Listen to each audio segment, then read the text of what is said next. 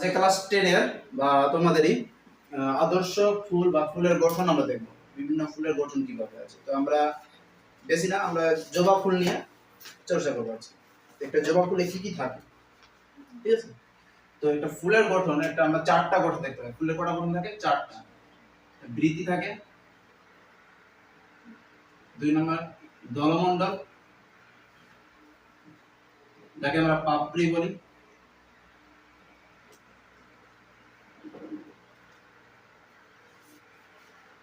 3 নম্বর পুং স্তবক বা পুংকেশক, স্তবক বা পুংকেশক,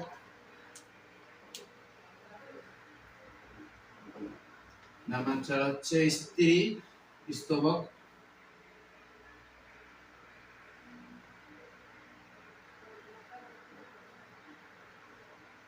স্তবক বা স্ত্রী কেশক বা গর্ভ কেশক, গর্ভ কেশক, ঠিক আছে? তো এই চারটা ফুলের গঠন আছে। তো এই চারটা ফুলের গঠনে প্রত্যেকটা কাজ কি, দেখতে কেমন, সেগুলো আমরা দেখব। তো বৃত্তি কোনটা? বৃত্তি হচ্ছে একটা দণ্ডায়মান, মানে আমরা যদি এঁকে দেখাই ছবিটা, ছবি এঁকে দেখাচ্ছি, ধরো বৃত্তিটা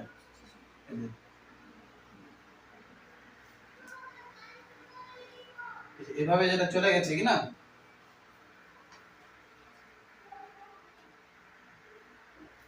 এই জায়গাটা, এই পুরোটাই স্থানকে বলা হয় বৃত্তি বলা হয়, ঠিক আছে? এভাবে থাকে, পুরোটাই কি বলা হয়? বৃত্তি বলা হয়, ঠিক?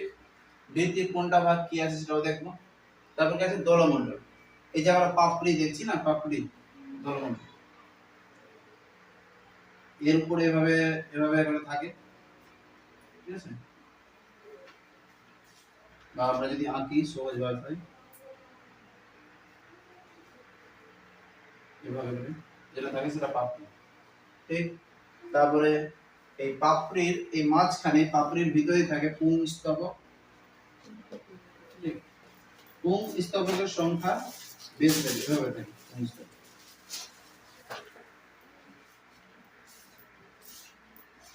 আর থাকে একটা মেন আমাদের স্ত্রী স্তবক, ঠিক আছে?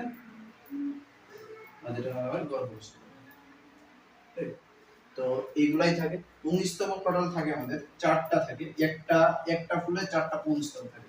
কোনো কোনো ফুলে কম থাকে, কোনো কোনো ফুলে বেশি থাকে, কিন্তু আমরা জবা ফুল নিয়ে করবো, দেখবো আমাদের কটা আছে? চারটা আছে, বা তার চেয়েও বেশি আছে, ঠিক আছে? এটা হচ্ছে পুংস্তবক, গর্ভস্তবক। এবার আমরা প্রত্যেকটা ডিটেইলস অনুযায়ী করবো। বৃত্তিকে কয়টা ভাগ করা হয়েছে, দলমণ্ডল কয়টা ভাগ করা হয়েছে, পুংস্তবক কয়টা ভাগ করা হয়েছে, আর স্ত্রী স্তবক কয়টা ভাগ করা হয়েছে, ঠিক আছে? এটা তোমরা আগে। তো এবার বৃত্তি দেখে নিই, বৃত্তি কয় ভাগে ভাগ করা হয়েছে। বৃত্তিকে দেব আমরা দুটি ভাগে ভাগ করা হয়েছে। দুটি ভাগে ভাগ করা হয়েছে বৃত্তিকে, দুটি ভাগে। একটা হচ্ছে মুক্ত বৃত্তি, একটা হচ্ছে যুক্ত বৃত্তি, ঠিক আছে? মুক্ত বৃত্তি কি? মুক্ত বৃত্তি হচ্ছে ফলা, ঠিক আছে? যেটা যে বৃত্তি আঁকি, আমরা যদি দেখি বৃত্তি এঁকে, ঠিক আছে? তো এটা হচ্ছে আমাদের মুক্ত বৃত্তি। আর যুক্ত বৃত্তি কি? পুরোটা সাটা থাকে, ঠিক আছে? এটা হচ্ছে আমাদের যুক্ত বৃত্তি, ঠিক? আমি একটা ফুলের উদাহরণ দিয়ে দেখাই যাচ্ছি তোমাদেরকে। এই যে দেখো, এই যে দেখো, দেখ, তোরা দেখ একটু, যে এই যে দেখ কি আছে, এটা ফাঁকা ফাঁকা আছে, ঠিক আছে? এটা হচ্ছে তোর মুক্ত বৃত্তি। এই যে ফাঁকা ফাঁকা আছে, নিচেও আছে, ঠিক আছে? এটা হচ্ছে মুক্ত বৃত্তি। আর এটা এটা দেখো, এটা ফাঁকা নাই, কি আছে? সেটাই আছে, লেগে আছে, এটা হলো যুক্ত বৃত্তি, ঠিক আছে? দেখলি? আর তোমরা দেখো না, এটা হচ্ছে যুক্ত বৃত্তি, এটা হচ্ছে সরি, এটা হচ্ছে মুক্ত বৃত্তি, এটা হচ্ছে যুক্ত বৃত্তি, ঠিক? চলো এবার আমরা বৃত্তির আরো ভাগ দেখবো। এই বৃত্তির এটুকু অংশে, নিচের অংশে কি, কোনটাকে কি বলা হয় সেটা দেখবো আমরা, ঠিক আছে? দেখিনি। তো নিচের অংশ যেটা, এই যে এটা, এই অংশটাকে বলা হয় পুষ্পবৃত্ত বা পুষ্পবৃত্তি।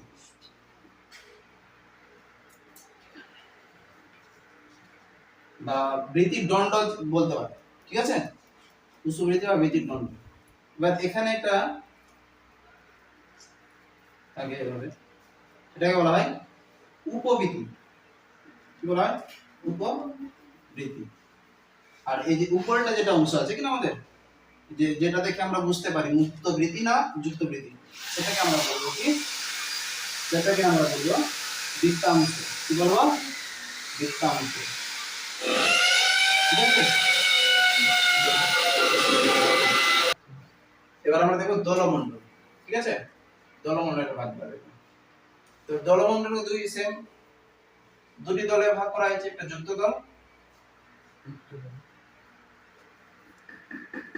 আর একটা মুক্ত দল। যুক্ত দল কোনটা? দল মানে কি পাপড়ি যে থাকে, ঠিক আছে, আমি আগে ছবি এঁকে দেখিয়ে দিচ্ছি। আমরা এটা এই যে ভাবে করে যেটা হয়ে গেছে আমাদের এটা হচ্ছে যুক্ত দল। আর যদি আমরা সিম্পলি দেখি, ঠিক আছে, আঁকতে পারলাম না, এটা হচ্ছে মুক্ত দল।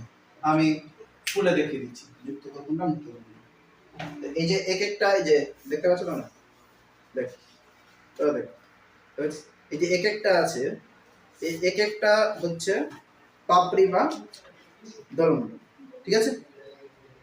এটা কি আছে, সবটা কি আছে, মুক্ত আছে না, মুক্ত আছে। আর ওই মাঝখান থেকে যে ঝান্ডার মতো আছে, ওটা বলছি, ওটা মাঝখানে ঝান্ডার মতো না, ওটা হচ্ছে পুংকেশর আর গর্ভকেশর, ওটা বলছি আমি, ঠিক আছে।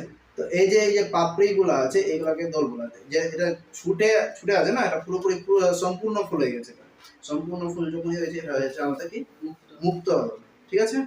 এবার যে এটা দেখো, এখন একটা পরিস্ফুটিত হয়নি, বয়স আছে, টাইম আছে পরিস্ফুটিত হওয়ার জন্য। এটা হচ্ছে দেখো ছুটছেও না, ছুটাচ্ছে, এটা হচ্ছে আমাদের যুক্ত দল। ক্লিয়ার আছে? হ্যাঁ, ঠিক আছে। এটা হচ্ছে যুক্ত দল, মুক্ত দল। এবার এরপরে আমরা যাব পুংস্তবক আর স্থিরস্তবক, ঠিক আছে। আগে এটুকু আমি লিখে নাও, ওটা আমি এখানে দেখে দিচ্ছি, একটু পোজ করতে। এবার কি দেখো, পুংস্তবক না, পুংকেশর। তো পুংস্তবক, পুংস্তবক, ঠিক আছে। পুংস্তবক কোনটা, আগে ছবিটা এঁকে দিই, দেখো।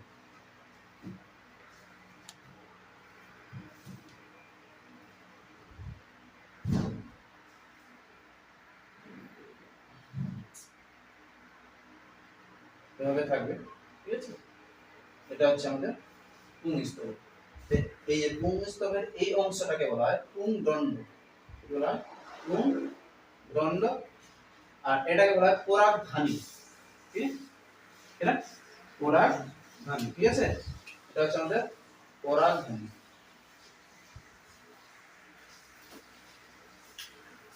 এই পরাগধানীতে ছোট ছোট কি থাকে, পরাগ রেণু সব থাকে, কি থাকে, পরাগ রেণু থাকে, ঠিক। এই পরাগধানীতে কি থাকে, ছোট ছোট পুংরেণু বা পরাগরেণু, ঠিক আছে। এটা পুংরেণু বলতে পারো বা পরাগরেণু বলতে পারো, ঠিক। আমি একবার তোদেরকে লিখে দিচ্ছি এটা, এই দেখো, আমি ক্যামেরাতে একটু আগে যাই। এখানে চারটার কথা বলেছিলাম কি না, এটা একটু জবা ফুলই আছে, কিন্তু এটা অন্য প্রজাতির জবা ফুল আছে। এই যে ছোট ছোট একটা দেখো, আমার একটু কাছে আসো, এই যে বুঝে যাবে কি যাবে না, কাছে আসে, এই যে ছোট ছোট আছে, এই যে ছোট ছোট একটা একটা আছে কিনা, তো এইগুলা হচ্ছে আমাদের কি পুংকেশর বা পুংস্তবক। তো এর এক একটা হচ্ছে আমাদের পুংস্তবক, ঠিক আছে। তো এক একটা যে দণ্ডগুলা যে আছে না, তো ওই দণ্ডগুলাকে বলা হয় পুংদণ্ড। আর যে উপরে যে অংশটা আছে হলুদ রঙের দেখো, সেটা হচ্ছে আমাদের কি পুংকেশর বা পরাগধানী, ঠিক আছে। এই যে এটা হলুদটা, এবার আমি এর ভিতরে দেখি, এর ভিতরে কোন প্রজাতি আছে। এটা যদি সেম প্রজাতি থাকে তো না, এটাও সেম পড়ে যাবে। এখানে ভালো করে বোঝা যাচ্ছে। এতে দ্বন্দ্বটা দেখতে পাওয়া যাচ্ছে না আমাদের, সবটা আমাদের পুরো ধানি দেখতে পাচ্ছে, কিন্তু আমাদের একটাও দ্বন্দ্ব দেখা যাচ্ছে না। দেখতে পাচ্ছেন, সব পুরো ধানি দেখা যাচ্ছে, যেখানে শুক্রাশয় এখানে হয়, ঠিক আছে, সেগুলো দেখা যাচ্ছে, কিন্তু আমাদের একটাও কি দ্বন্দ্ব বোঝা যাচ্ছে না, আছে কিন্তু বোঝা যাচ্ছে না। তো এটা ফুলে একটু অসুবিধা। লাল, যেটা লাল জবা ফুল থাকে না, ওটাতে পুরো স্পষ্ট বোঝা যাবে। তোমরা যদি পাও কথা দেখে নিও, ওই যেটা গেছে মানে এটা, যেটা উপরে মাঝখানে যেটা আছে সেটা হচ্ছে তো স্ত্রী স্তবক বা স্ত্রী গর্ভকেশর, ঠিক আছে, যেটা মাঝখানে গেছে পুরোটা। আর বাদ বাকি চারটা থাকবে, ঠিক আছে, চারটা বা পাঁচটা থাকবে চার সাইডে। জবা ফুল থাকলে ওটা বলে যাবে। ওই চারটা বা পাঁচটা আছে ওটা ফুল গেছে। যেটা দণ্ড, যেটা নিয়ে খাড়া আছে বা দাঁড়িয়ে আছে উপরটা, যেটা পরাগধানীকে দাঁড়িয়ে রেখেছে উপরে করে, সেটা হচ্ছে পুংদণ্ড। পরাগধানীতে কি থাকে, ছোট ছোট পুংরেণু সব থাকে, ঠিক। ওর মাঝখানে জুম করলে, মাইক্রোস্কোপে জুম করলে সব পাওয়া যাবে। এটা হচ্ছে আমাদের পুংস্তবক, ঠিক। এরপরে আমরা দেখবো কি দেখবো, গর্ভাঙ্গেশ্বর, ঠিক আছে, বা স্ত্রী স্তবক।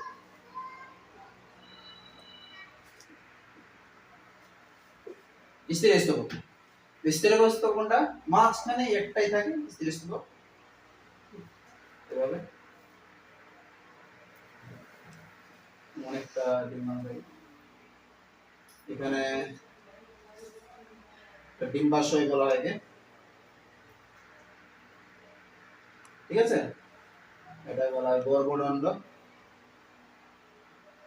এটা বলা হয় গর্ভদণ্ড দণ্ড। এটা ডিম্বাশয় বা গর্ভাশয়, ডিম্বাশয় বা গর্ভাশয়, ঠিক আছে। আর এটা হয়ে যাচ্ছে আমাদের কি হচ্ছে, আমাদের গর্ভা, ঠিক আছে, বলছিস না এগুলো, স্টপ করে স্টপ। আর কি আমাদের তারপরে এই যে ছোট ছোট আছে, এই ছোট ছোট যে আছে কি না, এটা হচ্ছে আমাদের গর্ভমুণ্ড, কি হচ্ছে গর্ভ, ঠিক। আমরা স্ত্রী স্তবক কটা দেখলাম, ভাগ তিনটা ভাগ দেখলাম। এবার এই যে গর্ভমুণ্ড, ঠিক আছে, আর এখানে আমাদের পরাগরেণু বা পুংরেণু যে আছে পরাগধানীতে, এই দুটারই যখন আমাকে কোন মাধ্যম, যে কোনো মাধ্যম, কোন মাধ্যম কোন বাহকে আমরা করব, যদি কি হয় মিলন ঘটে যায় বা ওরা স্পর্শ হয়ে যায়, তখনই আমাদের, তখন কি হয়ে যাবে, ওরা নিষে ঘটিয়ে দিবে।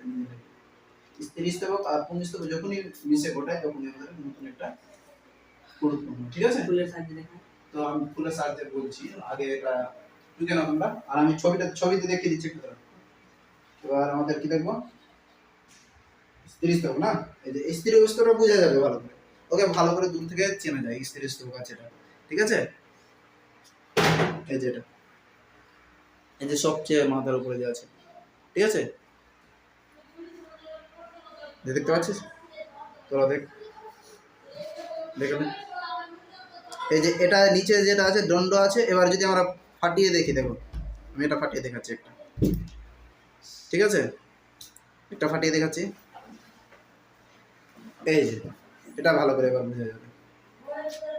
তো এইগুলা এগুলাকে ভেঙে দিয়ে আমরা পুংকেশরকে ভেঙে দিলাম সবটাকে।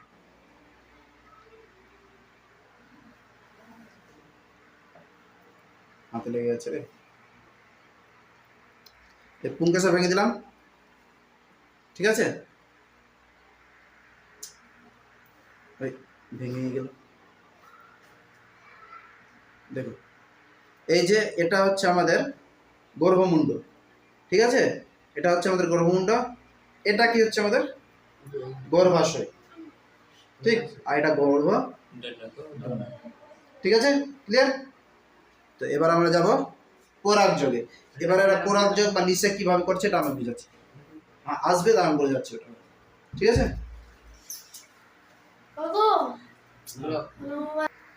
এবার দেখবো আমরা পরাগযোগ, ঠিক আছে। পরাগযোগ কাকে বলে, পরাগযোগ হচ্ছে কোন ফুলের, ঠিক আছে, কোন ফুলের পুংরেণুগুলা, পুংরেণু, ঠিক আছে, কোন ফুলের পুংরেণু, আমি লিখে দিচ্ছি, কোন ফুলের পুংরেণু, ঠিক, অন্য একটা ফুলে, ওই প্রজাতির ওই ফুলে বা অন্য একটি ফুলে, অন্য কোন ফুলে বা একই ফুলে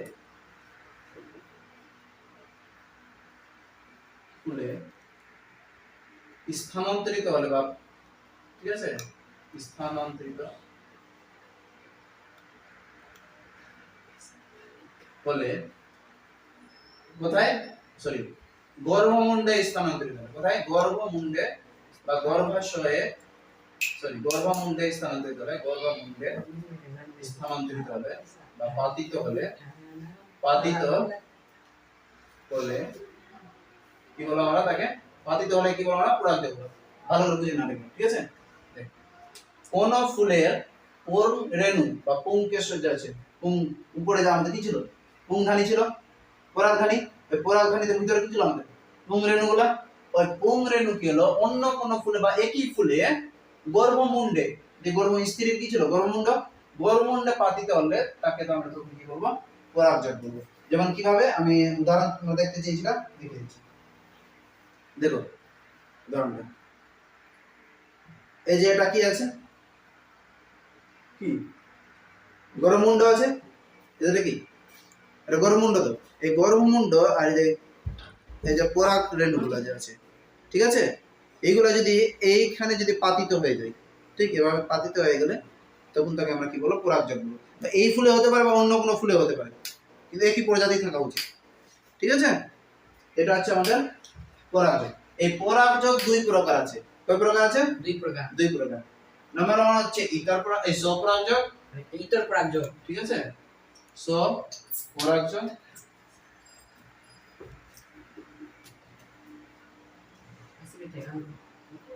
আর 2 নাম্বার হচ্ছে আমাদের ইতর পরাগযোগ,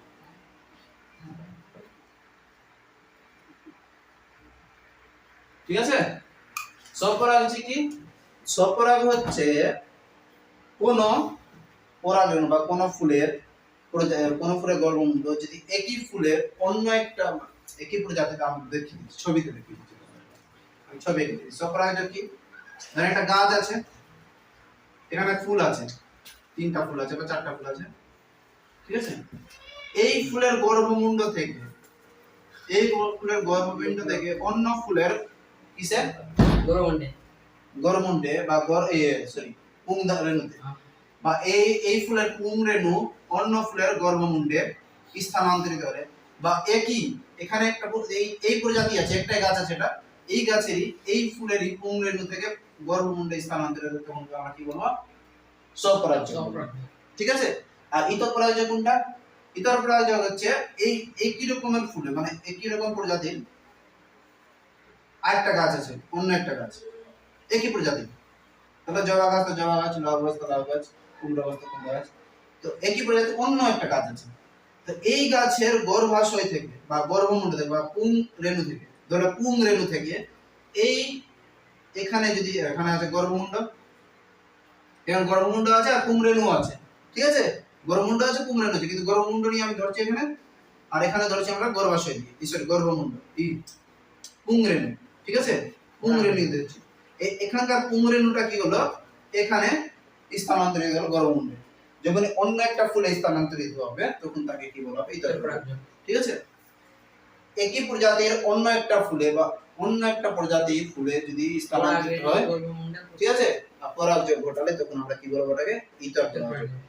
এর বিশেষ প্রকার আছে, যেমন এটা এটা আমরা কি দেখতে পাই, একই প্রজাতিতে দেখতে পাই, একটাই গাছে দেখতে পাই স্বপরাগযোগ, একই গাছে একই প্রজাতির একটাই গাছে দেখতে পাই, অন্য ফুলে হতে পারে বা একই ফুলে হতে পারে, মানে একটাই ফুল আছে, ঠিক আছে, যদি একটাই ফুল থাকে, একটাই ফুল থাকে, একটাই ফুলে বারবার ঘুরে, এটা ফুলে হলো আবার ঘুরে এটাই ফুলে হচ্ছে, ঠিক আছে, মানে উড়ে গিয়ে আবার এটা ফুলে বসে, আবার উড়ে গিয়ে কোন প্রজাতি এটাই ফুলে বসছে, ঠিক আছে, তখন তাকে আমরা কি বলবো, অটোগেমি বলবো, কি বলবো, অটোগেমি, অটোগেমি, নেয় না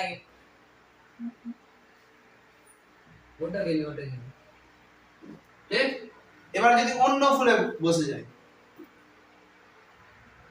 তাহলে এটা কি প্রজাতির ফুল আছে তো, এবার অন্য একটা ফুল, মানে একই গাছে আছে, অন্য একটা ফুলে গিয়ে বসলো, তখন তাহলে আমরা কি বলবো? গেইনোটোগেমি। ঠিক আছে, তখন আমরা কি বলবো? গেইনোটোগেমি।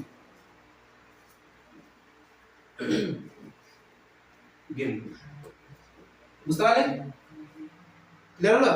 এবার ইতর পরাজয়ের কয়েকটা ভাগ আছে, ওটা আমরা দেখে নেব। ভাগ তো না, ইতর পরাজয় কি কি নামে ডাকা হয় সেটা দেখে নিব। ঠিক আছে, কি কি নামে ডাকা হয়? প্রথমে ইতর পরাজয় বলা হয়, তারপরে কি বলা হয় আগে? তুমি বলতে পারছিলাম। ও হ্যাঁ, হ্যাঁ হ্যাঁ, গেনোগেমি, গেনোগেমি ছিল। এটা এই ব্যাপারে। তো ইতর পরাজয়কে দুটা ভাগ আছে, দুটা ভাগ হয়। ইতর পরাজয়কে আর কি কি নামে ডাকা হয়? ইতর পরাজয়কে নামে ডাকা হয় গেনোগেমি, জেনোগেমি নামে ডাকা হয়, এটা জেনোগেমি, একটা এলোগেমি নামে ডাকা হয়, অথবা এলোগেমি নামে ডাকা হয়। ঠিক আছে, এটাই ছিল আমাদের পরাগযোগ। এবার আমরা দেখব পরাগযোগ এর বাহকগুলো। ঠিক আছে, আর কয়েকটা উদাহরণ, এটা উদাহরণ হিসেবে আমার মনে পড়লো। স্বপরাগযোগের উদাহরণ কি হতে পারে? স্বপরাগযোগ সন্ধ্যামালতী গাছে হবে। আমি লিখে দিচ্ছি কি কি উদাহরণ হতে পারে। ঠিক আছে, সন্ধ্যামালতী গাছ,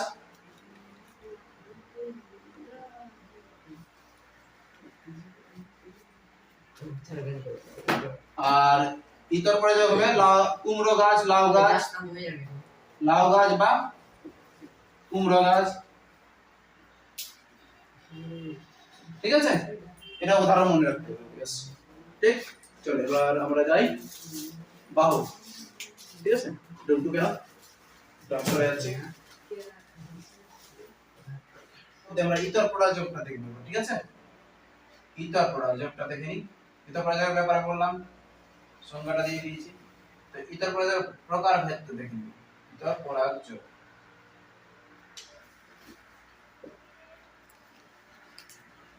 ইতর পরাজয়ের কয়েকটা বাহকের ব্যাপারে জানবো।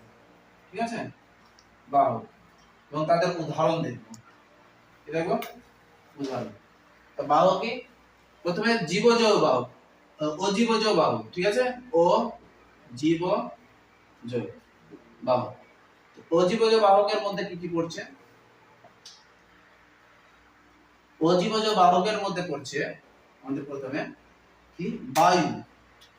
ঠিক আছে, কি? বায়ু পরাগী ফুল, বায়ু পরাগী। যার আরেক নাম কি? অ্যানিমোফিলাস। ঠিক আছে, যার আরেক নাম হচ্ছে অ্যানিমোফিলাস। ফিলাস। ঠিক আছে, এর উদাহরণ কি হতে পারে? বায়ু পরাগী হচ্ছে ধান, ভুট্টা, ধান, গম, হ্যাঁ, ভুট্টা, ভুট্টা। ঠিক আছে, তারপরে আসছে জলপরাগী। পাট হবে না?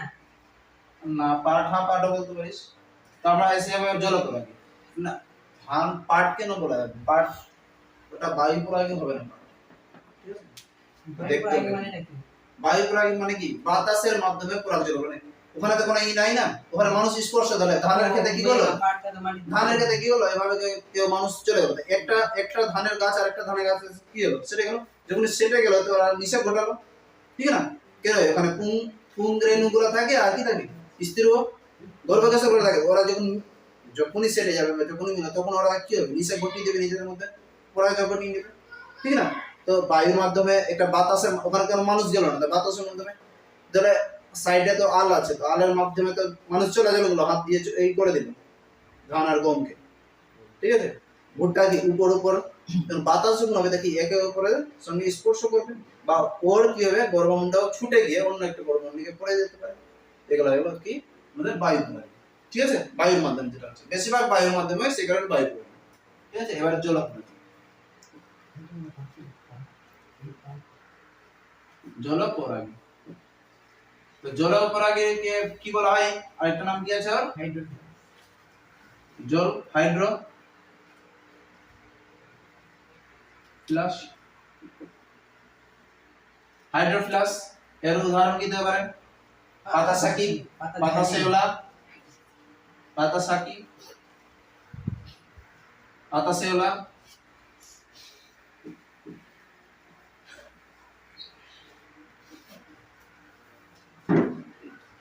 ঠিক আছে, জলপরাগী। তো জলের মধ্যে এগুলা ফুল পাওয়া যায়, এগুলোকে জলপরাগী বলে। ঠিক আছে, জলের মধ্যে কি করবে, ঢেউয়ের মাধ্যমে কি করবে, একে অপরের সাথে ই করবে। ঠিক না, এবার আমরা চলে যাব 3 নম্বরে। এবার 3 নম্বর না, এবার 2 নম্বরে যেটা আমরা জীবজ উপাদান আছে বা জীবজ বাহক, জীবজ বাহকের মধ্যে দুটো পড়ছে বাহক। জীবজ বাহকের মধ্যে কি কি পড়ছে, একটা হচ্ছে পতঙ্গ পরাগী, একটা পাখি। ঠিক আছে, পক্ষী পরাগী। প্রথমে কি আছে, পতঙ্গ।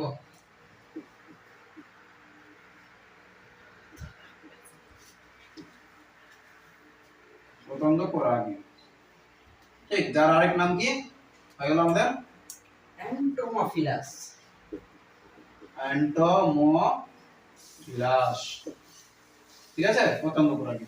এর উদাহরণ কি কি জেনে নিতে হবে আমাদের। উদাহরণ খুব ইম্পর্টেন্ট, মানে পরীক্ষায় 1 মার্কের উদাহরণ দিবে এখান থেকে। এখানে 2 মার্কের কোন কোশ্চেন না, এখানে বেশিরভাগ কি হয় 1 মার্কেরই কোশ্চেন হয়। উদাহরণ কি হয়ে গেল আমাদের পতঙ্গ পরাগীর, আম, জাম, লিচু, আম, জাম, লিচু, কাঁঠাল। ঠিক না, যেটা মানে বাগান, যেসব বাগান জাতীয়। ঠিক আছে, যেসব বাগান মানে বাগান, যেসব ফলকে নিয়ে বা যেসব উদ্ভিদকে নিয়ে বাগান তৈরি করা যাবে সেগুলো হচ্ছে আমাদের পতঙ্গ পরাগী বাগান, এটা মনে রাখবেন।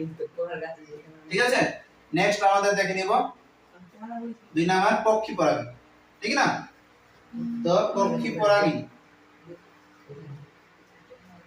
যার আরেক নাম কি রে, অর্নিথোফিলাস। কোথায় যায়? অর্নিথো। পক্ষীগুলাকে অর্নিথো বলা, আর পতঙ্গগুলা এন্টো, অর্নিথোফিলাস।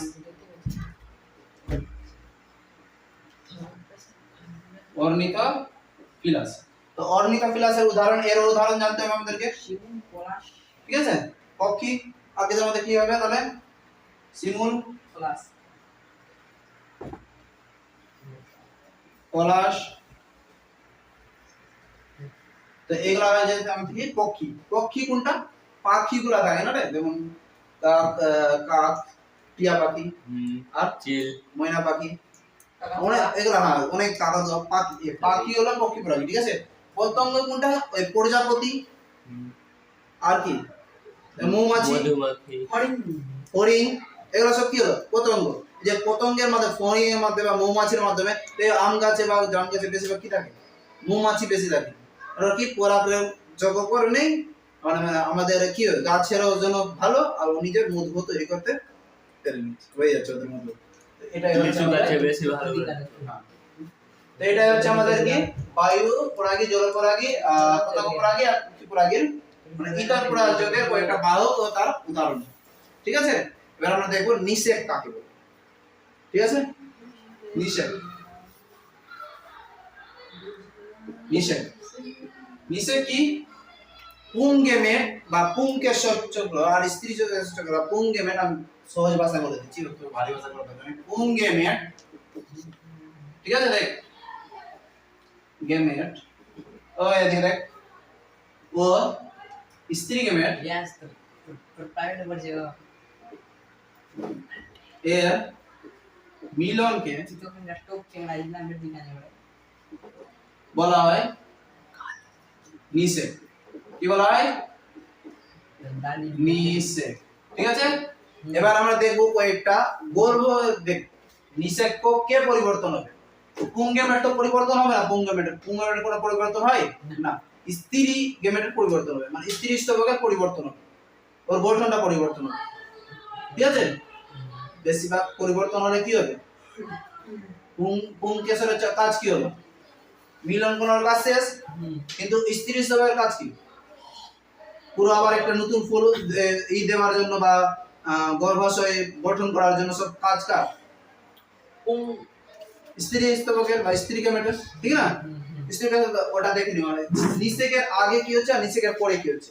আগে দেখো নিষেকের আগে,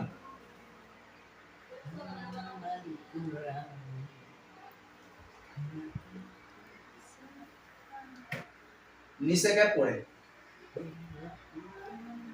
ঠিক না, ডিম্বাণু। ডিম্বাণু কি থাকে, ভ্রূণ। নিষেকের পর কি হয়ে যায়, ভ্রূণে পরিণত হয়। তারপরে ডিম্বক, ডিম্ব ডিম্ব কিসে পরিণত হয়ে যায় গেমেটে কিসে গেমেটে তারপর ডিম্বাশয় ঠিক আছে ডিম্বাণু